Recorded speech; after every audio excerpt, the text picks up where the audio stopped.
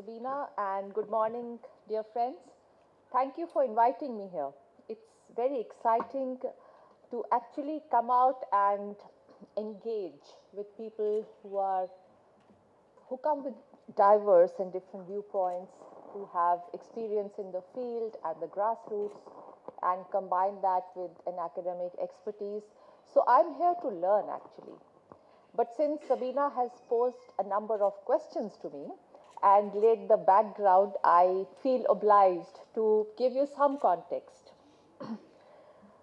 So first of all, Sabina, what you mentioned about, women's empowerment and employment being intrinsically linked, yes. And when we look at the PLFS data, as you mentioned, so I'm going to talk a bit about the evidence, and let's start with the PLFS data that you talked about. We have seen an increase in women's workforce participation rate. It has gone, so nearly 1/3 of women in the workforce today, which is good. But as you also mentioned, there is a nuance to it. It's more in the rural areas, not so much in the urban areas. But what we also need to understand is the context. And globally, we know that there is a U-shaped curve for women's workforce participation. As economies grow, the women's workforce participation rates come down and then they go up. And it is not necessarily because of the policies. It is also because of the social construct. It is also because of the social construct, which unfortunately is the same the world over. I don't think any country can say today with certainty, or if you were to ask the women there, that there is complete equality or there is complete fairness in employment or in other opportunities. We know, it's documented so much about the glass ceiling, and also about how women need to drop out of work during pregnancy, and then when they re-enter the labor force, it is at a much lower level compared to their contemporaries the world over. So the context being, as I was saying, that the women's workforce participation globally, through, as found through various studies and evidence, is a U-shaped. So what does it mean for us? We are on the cusp of that U. The economy is growing. We are now the 5th largest economy in the world, poised to be the 3rd largest economy in the world. The economy is growing. And so will women's workforce participation. But the question to ask is two things. What about the quality of the workforce participation? And what about the pace of growth of that participation? So again, coming to some other data that helps us in understanding. A very important precursor to the quality of education, quality of employment, is education. And you all have been involved in it at the grassroots level as well. The All India Survey on Higher Education shows that the percentage of women enrollment to total enrollment in higher education was about 49% in 2021, and I presume it's much higher now. So about 50% women in higher education, which is good. And there are many women now in STEM, which were traditionally not the STEM sectors. The Azim Premji Foundation's report on the state of working in India showed that, I looked at it very briefly, showed that the disparities in wages have also decreased over time. Maybe not enough, maybe not equally in the rural and urban areas, but definitely the gender gap is coming down. And this again is an analysis of the trend of PLFS data. So that shows that. And the other data that we have, which also you alluded to, is our own 2 different kinds of data sets that we administer. One is for the organized sector, which is the EPFO. So every month we publish the payroll data from the employers' provident fund organization, and roughly about 15, 16, 17 lakh net payroll additions are there. And it's at an increasing pace. So every month, month on month, we see an increase in the net payroll additions. And significantly amongst them, about 30 to 40% are women. Now remember, the EPFO is not just for low wage workers. There are people from big companies, Accenture, TCS, etc., who also are members of EPFO. Many trusts, establishments, big establishments are also members. So we are seeing an increase across the board in women's net payroll additions. The other database that we administer is the eShram. eShram is a database of about 30 crore people across 400 different occupations. And people self-register themselves. There's no vetting process. So, and plus it's a dynamic process, right? I may be a mason today, I may become an agricultural worker, go back to my fields for 2 months and then become something else.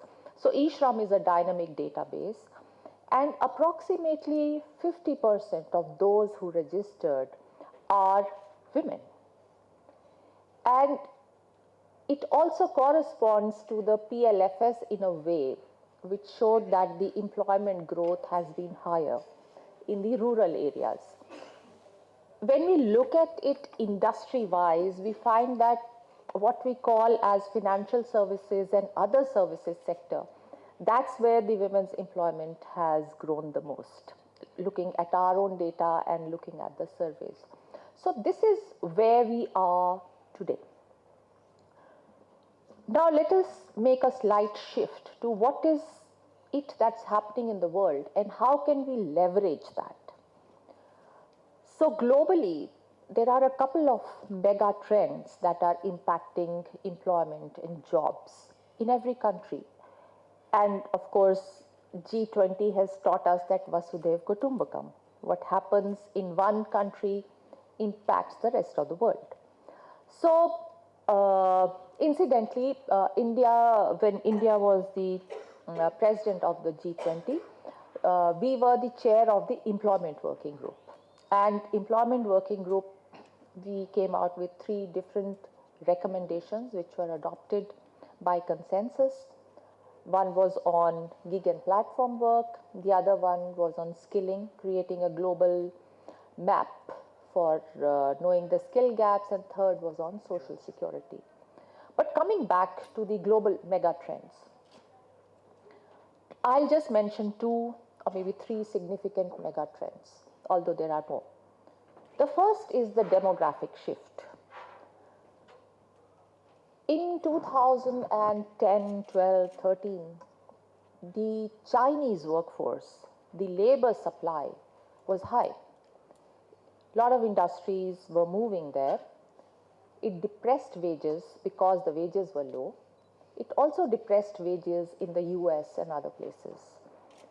Today, that's not the case. The society, the workforce supply in China has come down. It has come down in other places, but in India, also because of geopolitical reasons and because of a still young English-speaking labor force, a lot of industry is moving to India. There is a whole China plus that's going on, right? So what is it that is happening today? Because of this whole emphasis on ease of doing business and other things, we are finding that, sorry, that's my phone. Can you just switch it off? So we are finding that a lot of MNCs, a lot of other people, including the service sector, is coming to India. And there is a burgeoning gig and platform economy as well. When we did a survey of the gig and platform economy, and Niti Aayog has done that, we found that women's participation in gig and platform work is a significant chunk, and so also in the care economy. So we have two parallel things happening right now. One is manufacturing moving. We have the, of course, the what shall I say, the famous case of Apple, for example, moving to India, their production facility, where they employ nearly 70,000 people and 99% of them are women. Right? So that is the kind of structural shift that is taking place, and simultaneously the care economy. There are countries like Germany where they have cut down on public transport because they don't have drivers and conductors. Right? So those kind of jobs, what we used to call low-skilled jobs, are what are now fetching higher wages, where you cannot substitute a human with something else. Which brings me to the second mega trend, and we all know that is AI and technology. There have been lots of fears expressed about AI. We are all thinking, now chatbot is writing codes, will coders go out of business, etc. What AI is doing is that it is replacing jobs but also creating jobs, or not just AI, I would say technology. In, let's say, from the decade of 2000 to about 2015-16, nearly half of all jobs created in the world were new jobs. They are not jobs in the established industries, them creating new jobs, half of them were those, but half of them were totally new jobs that did not exist earlier. I just mentioned gig and platform, for example. Right? So they were all new jobs that got created. And as we stand and speak today, end of 2023, that proportion is rising. It's even more. So jobs we had never heard about, never thought of, are now happening. So if the phone manufacture becomes automated, maybe that job gets taken away, but another kind of job of design, of something else gets created, right? So jobs are getting created, jobs are being taken away by the demands of the market due to technology. But AI also aids in productivity. There have been studies that have found that call center employees, who mostly happen to be women, their productivity went up by about 15% when they were assisted by chatbots. Right?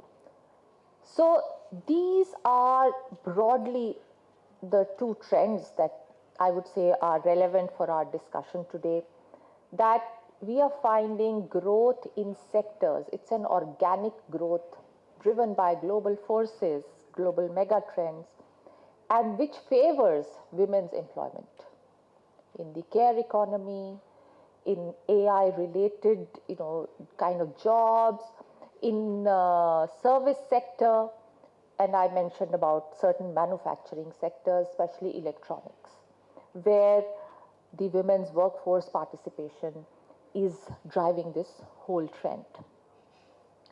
So what is it now that we need to do?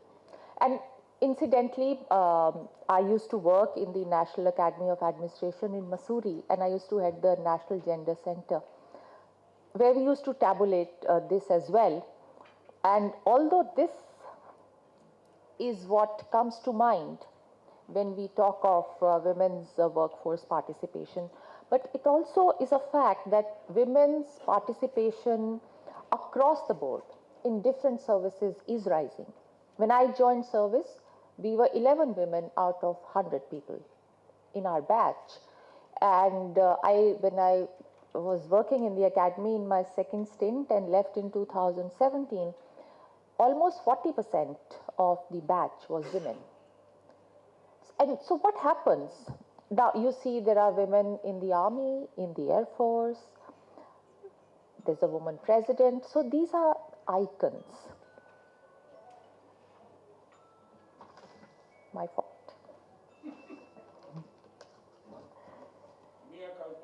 Mea culpa, mens rea, but no mens rea. So what happens that when this, so we women who used to come into the civil services, everybody actually, we used to ask them to write an essay on what inspired them to enter the civil services.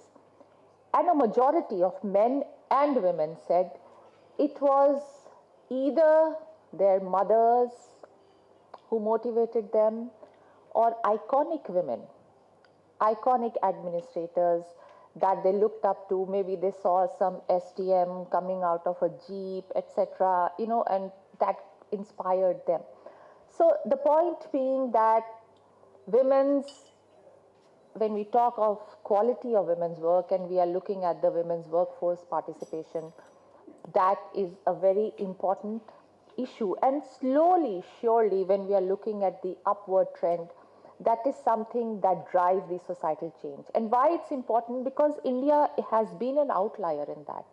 There was a survey across the world where people were asked that suppose there was a scarcity of jobs, who do you think should get that job? And in India, 84% of people, both men and women, said that if there is a scarcity of jobs, let the man get the job, right? So when you have that kind of a base, that kind of a societal foundation, then it matters what the quality of jobs and what kind of jobs women get. I'll be talking a little bit more about what government is doing when I enter into a grilling session with Anuragji. But let me end by saying, one of my favorite writers, Maya Angelou, and let me end by a quotation from her. Each time a woman stands up for herself, without knowing it possible, without claiming it, she stands up for all women. And I think on that note, we need to understand that each woman, no matter where she is, each woman inspires another woman to do something else. And the more women in the job force, more women in quality works, it's better for the society and for all of us. So on that note, thank you so much. Thank you, Thank you, Secretary Ahuja. If I could just ask you to stay on stage for 1 minute. I'd like to invite Nandini Jaiswal onto stage to offer you a token of appreciation. Nandini is a 14-year-old art prodigy from Sudar Camp in Kalkaji. She's a completely self-taught artist.